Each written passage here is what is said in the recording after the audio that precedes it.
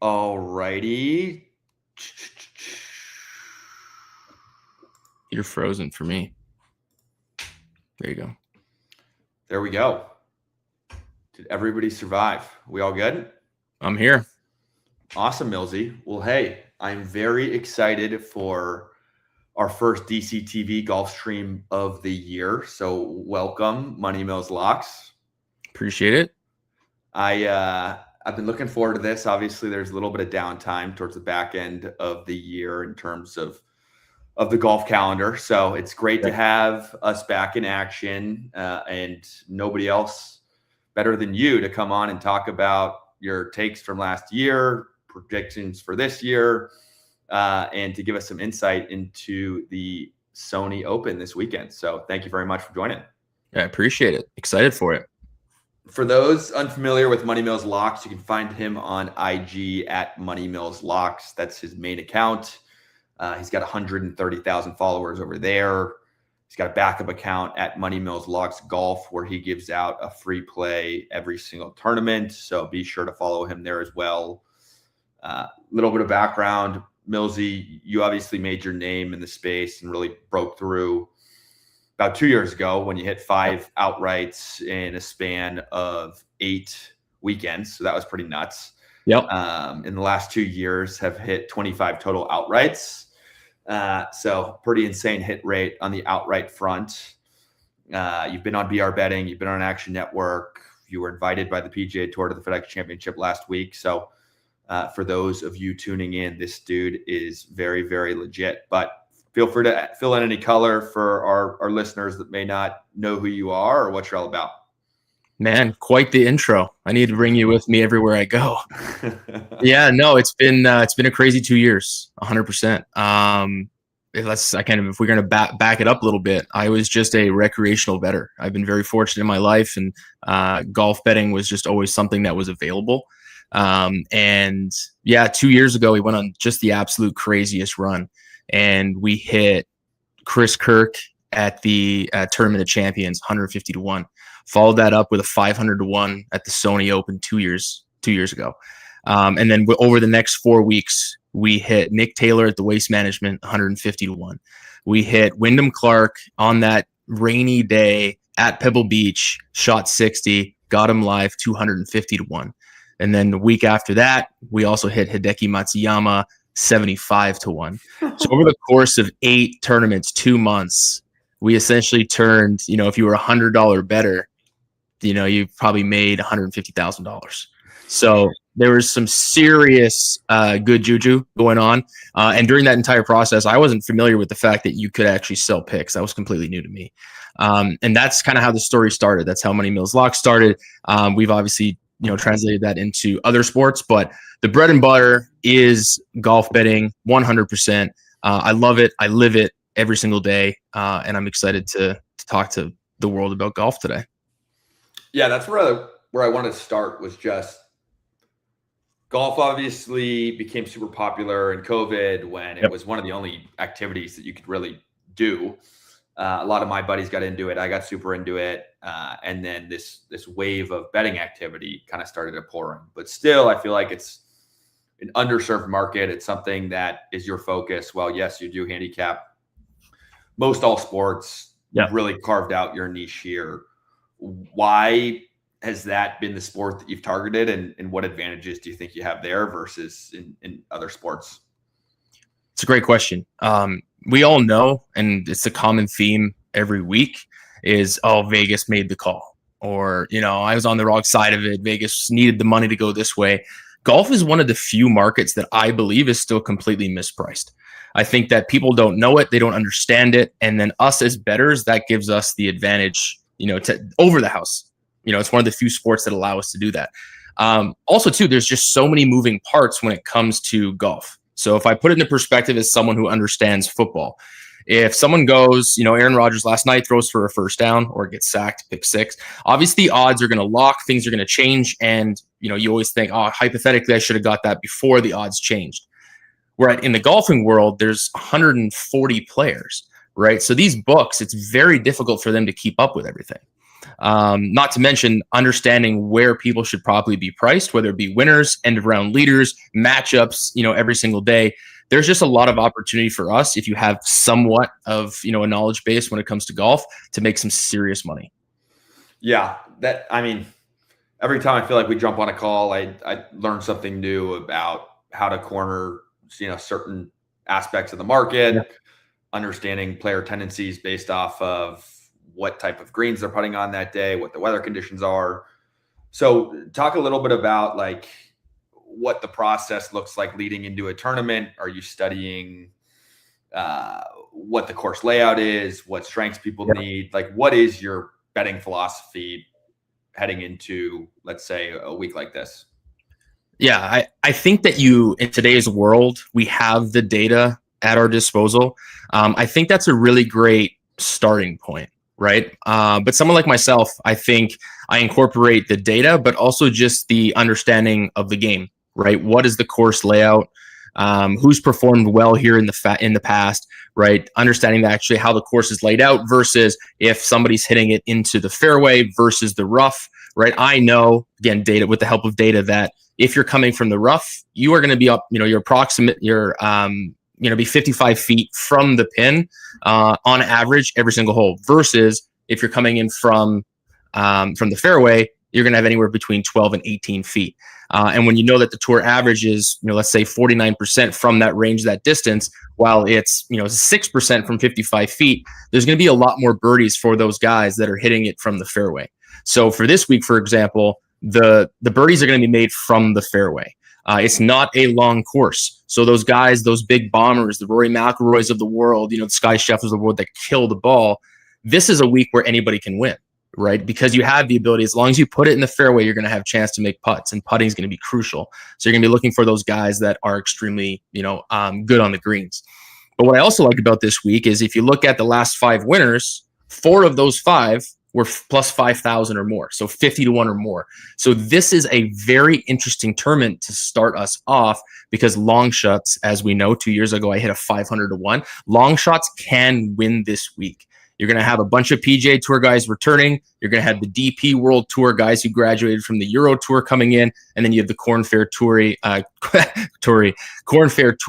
graduates coming up. So there's just, there's nothing that you can really study. It's just, knowing the board, knowing who has a chance to win this week.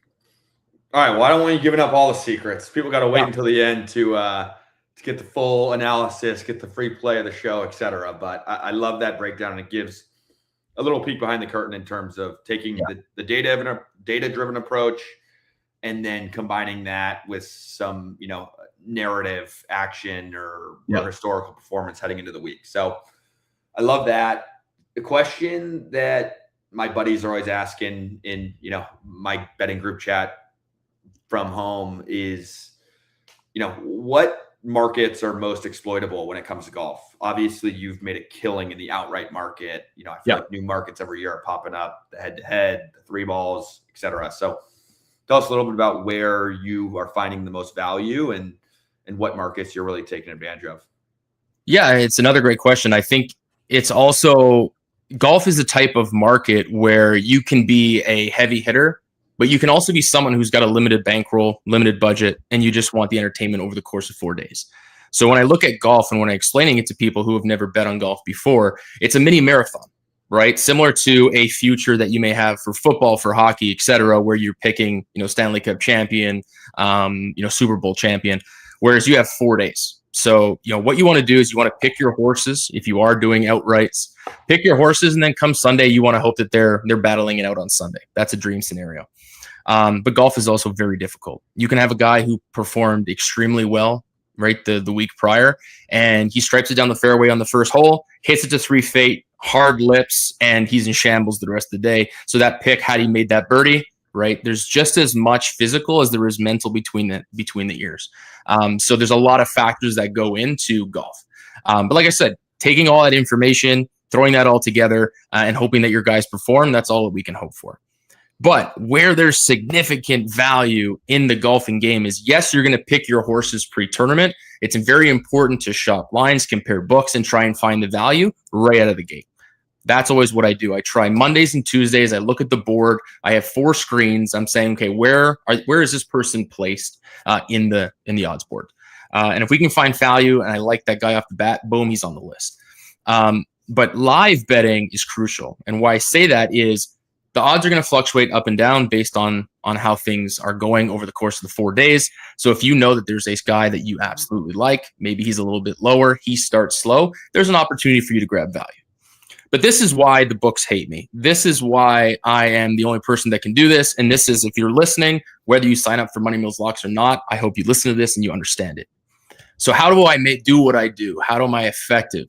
Is I got 4 screens, right? And with the ability that the PGA Tour is offering us, other softwares, you can actually follow on Shot Tracker. You can see where the person hits. You can see who their playing competitors are. You see all of that. So if somebody is hypothetically 100 to 1 and he's playing a par 5, maybe he started fast, maybe he started slow.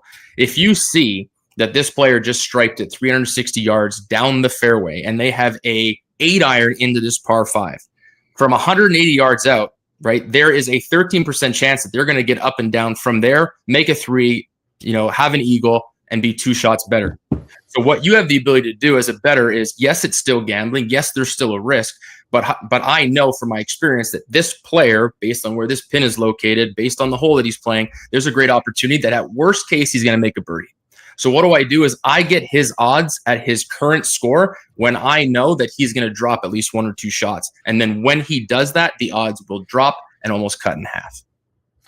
I love it. That's a little masterclass on targeting the live betting golf market.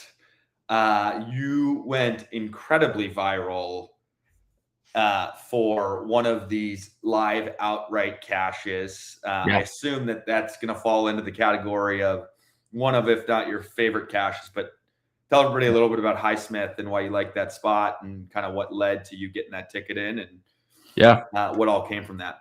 Yeah, that was definitely a great experience. If you haven't seen it, check out my Instagram. I smacked on Highsmith, $250 at 200 to 1, cashed a $50,000 ticket. And that was on the East Coast. And he, 2 weeks prior to the Players. And prior to that, I obviously blew that up and I was posting it all over the place. But Joe Highsmith, super humble guy, first career win, just amazing guy. I actually walked up to him. And one of the coolest moments, during this entire journey is he looked at me, he recognized me, and he said, "What's up?" And this is the ticket right here. And if you check out the video, he actually signed the $50,000 ticket. So I blew it up. But just one of the coolest things, met him on the putting green. But to how I got to that situation was similar to an example of what I just shared. Is they were playing at the Bear Club. They were playing in Palm Beach. And he was an earlier tee time. He had just made the cut on the number. And traditionally, that course plays very difficult on the back 9, especially when the wind picks up in the afternoon. So there's definitely some value when you're picking up these chasers. When they have gone out in the morning, they've beat the wind, they've posted a score, you just slowly see their name creeping up the leaderboard. So there was an opportunity similar to what I explained is he was playing the par 5 10th hole, dog leg to the right. The pin was on the right-hand side. I could tell you every single shot that he hit that day. Middle of the fairway, stuck it, made an eagle. And at that point, he was only 4 shots back of the lead. That was on Saturday. So he immediately dropped. By the end of the day, he had gone from 200 to 1 down to 25 to 1. And then on that Sunday, starting four shots back, he posted a score, and he ended up winning the tournament by 2 over JJ Spawn. That is incredible. And you literally remember every single moment from it. So shows how important that was for you. While we're on the topic, we might as well cover worst beat or most depressing loss. Obviously, you pretty much saw the future on the Highsmith front. And tell me a little bit about opportunities that you've had where you felt like you were in a perfect spot, had a great read, and then maybe a long shot ticket that came up a bit short. Yeah, I mean, we definitely have several of them. It wasn't last year, but it was the year prior. I had, what's his name? He lost. I'll think of another one if he comes back to me. But last year, one that really hurt was at the Open in Europe. I picked a 3-game parlay. So prior to the tournament, what they do is they group, very similar skilled players together. So you'll have the Scotties, the Rorys, the Xanders, the Fleetwoods all together. And then you have, the Obergs, the, McIntyres, basically people who are all within a similar skill set. So what you do is I picked one from each group, and the odds were, plus 400 for this one, plus 500. Anyways, together was about 141 plus, 114,000. And we ended up going 2 for 3. But the only reason we lost was because Oberg on the second easiest hole in the course made an 8.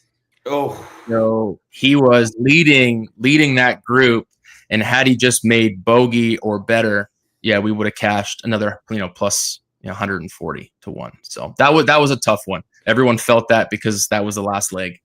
Yeah, when you say everyone felt that, I immediately think of the Discord community that you built.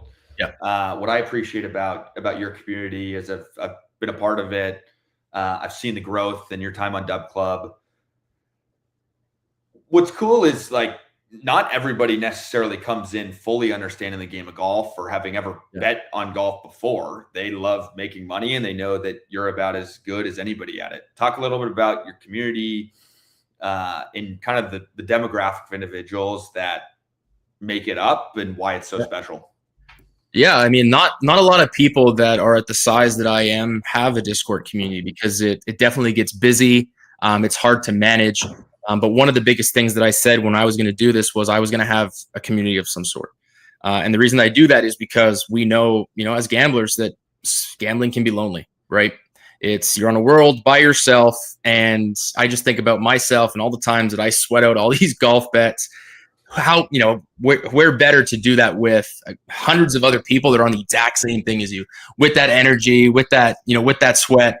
And most people who come to us, they've never bet on golf before. They've never played it. They've never watched it. But as gamblers, when, there's money on the line and there's big, ticket looking back at you, I don't think it really matters if you like it or not. But I do have people who now it's their favorite sport to bet on because it's the opportunity for these long shots on a weekly basis. So we have daily matchup parlays where, you're cheering for X people. And then the next day you may be fading that same person. So there's no loyalty. It's not about picking the best, your favorite players. It's about the value and obviously smacking as much as possible. Yeah, that I wish I was in there for the Highsmith ticket. That's for sure. I could only imagine the raucous crowd after cashing the 200 to 1. I want to transition kind of out of your philosophy and style and really into the world of golf. Obviously, this week, the 2026 season opens up. Last year was an exciting year. Scotty won his 4th Jack Nicklaus Award. Rory completed the career Grand Slam. Fleetwood walked away as FedEx Cup champion. It was an exciting year. Tell me a little bit about kind of how you viewed that season and really what you're looking forward to in 2026. I mean, for this year, I think that there's 2 different types of bettors, right? And I change up my strategy every week depending on the field. I think that is how you have to approach each field. So you look at someone like, a Scotty Scheffler. If he's in the field, very rarely am I looking at the outrights. I'm looking at other ways to make money because he is just so dominant. And unless you're someone who's going to drop a bag on him, that would be your only bet for the entire week. You just hope that he pulls it off. But the odds have never been so short than when Tiger Woods was playing. Scotty Scheffler is the first person to sniff that. But it's getting to the point where it's Scotty Scheffler versus the field. I think that he continues to dominate this year. I don't see how his game would drop off. He's just so much better than everybody else when he has his stuff. I think that he completes the Grand Slam this year. He has a Masters. He's got a PGA Championship, Open Championship. He's just missing the U.S. Open, which will be at Shinnecock this year. I think that the course is built for him. I think he's going to get it done this year. And a hot take, I think Rory goes back-to-back at the Masters. I think he got the monkey off his back. I think that could have won that tournament 3 times before that. I would not be surprised to see him win back-to-back. I love that. Well, let's fast forward to this summer and see if you're right on that. I want to tap into, your comments around Scotty, and I remember in one or two of the majors, he was going off at 4-1 or 5-1, which for those unfamiliar with betting on golf, that pretty much is like unheard of outside of Tiger Woods. Can you talk a little bit about the true absurdity of that? And because once again, my buddies back at home are always asking, should we take Scheffler at 4-1? I'm like, absolutely not. You got to find other value in other places. Yeah, I mean, you look at a plus 400 over the course of 4 days, that's a super emotional sweat at such low odds. And then there's other people that would argue if you bet Scotty Scheffler every single week, you made money at the end of the year. So I think that there's times to bet him and times not to bet him. But again, like I said, there's other ways to make money, much more than plus 400. But he is. So just to put things into perspective, this week, the lowest person on the odds board, the clear favorites, plus 1,800. So that's who they believe has the most likely chance of winning. And then you have Scotty Scheffler that's going into majors where it's the best field in the world. And he's coming in at plus 350, plus 400, as low as plus 280, which is just, again, unheard of because he still has to beat 140 players. But I did explain this, and I've done a podcast in the past, and I explained this, and Brooks Koepka explained this extremely well. When you show up to these majors, when you show up to these tournaments, you've already beat 70% of the field, because 70% of the people don't have the mental game and don't have the actual game to compete. It's always going to be, the bottom 30% or the top 30% of player that have the ability to do that. I would say that the last person to really shock the world was JJ Spawn, and essentially Sam Burns handed it to him at the US Open last year. So upsets do happen. Huge long shots do hit, but it's typically not in the really big tournaments. Yeah, and that's the value of tailing you. Subscribing to your Dub Club is you've proven to be pretty good at finding those longer shots where possible. I guess the last thing on kind of your season outlook, you mentioned hot take, Rory going back-to-back at the Masters. Are there any potential breakout stars or names that people should be looking out for throughout the course of 2026? Yeah, there's a few. I won't give them all, but there's a few I definitely like. So I was a big advocate for Ben Griffin last year. He was someone who was on my card quite often before he started winning. And then he was on our card when he actually won. So there's going to be guys that I will probably take every week until they win, because I think that it's just coming. It's inevitable. So someone who I think will win again this year. He won with Ben Griffin in New Orleans last year. I think Andrew Novak. I think this is going to be a big year for him. I think it's going to be a big year for Michael Thorbjornsen. He just has Stanford the grad, look. right? He's got the look. He's got the build. He's got the distance. I think that he's underachieved since coming on. He came in right out of college. He's still super young. Somebody else, who's also sneaky young because he came on tour at 17 years old. He's got 2 wins. I think Akshay Bhatia has a huge year. I think that he's got the skill. He's a lefty. He can take advantage of a lot of courses. I love him this year as well. I love it. If I'm not mistaken, Thorb was a Stanford grad. So looking out for our Stanford Cardinal here. I love it. Well, let's go ahead and shift our folks over to the tournament this week. It is the Sony Open being played in Hawaii, one of the most fun tournaments of the year. Unfortunately, we didn't have week 1 of the PGA Tour season due to some inclement weather. Yeah. It's a 120 player field. It, features 4 top 10 players in the world. So doesn't have the Rorys or Scotties in the field, but still some elite players. Talk to me about who you're liking this week, what the conditions will be like, and who's set up for success. Yeah. We kind of touched on it at the top of the show, but I'll kind of just do a quick recap. Fairways are going to be crucial here, right? We're going to look at guys that are in driving accuracy is a crucial stat, putting statistics.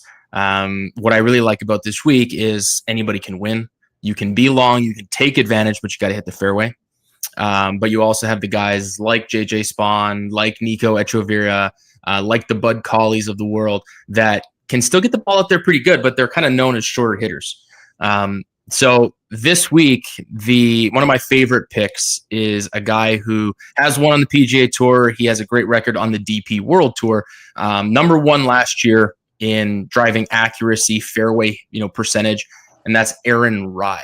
And you can get him at plus 4,000. And like I said, over the last 5 years, 4 of the last 5 have been a long shot. And I really like him to be there on Sunday. I would not be shocked if he won, but if you want to bring it down a little bit, be a little bit more conservative, you can also take him for a top 10. Very similar to what we've talked about. Again, you can be more conservative or you can go for gold. But in golf, you can ladder these type of plays where your jackpot, your lotto hit is going to be the win. But if you want to take a guy top 10, top 20, there's opportunity for you to make money that way as well. I love it. Give folks, especially individuals that maybe bet on golf for the first time, a little bit of a rundown. Let's say, they're going to unload a unit in total on Aaron Rai. Obviously, at plus 4,000, you probably don't want to throw that entire unit.